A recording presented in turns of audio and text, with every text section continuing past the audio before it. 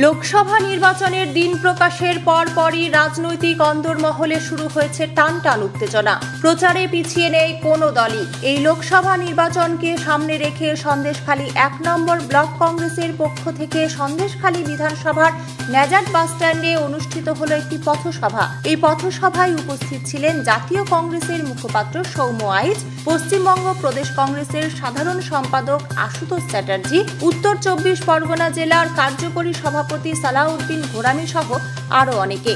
না দেখুন, আমরা পথসভাটা করছি লোকসভা নির্বাচন নিয়ে নয়। আমরা যে পথসভাটা করছি সম্পূর্ণরূপে এটা সন্দেশখালীর যে সাম্প্রতিক ঘটনা তার উপরে করছি। মানুষের পাশে দাঁড়ানোর জন্য আমাদের এই অভিযানটা চলছে, আর কিছু।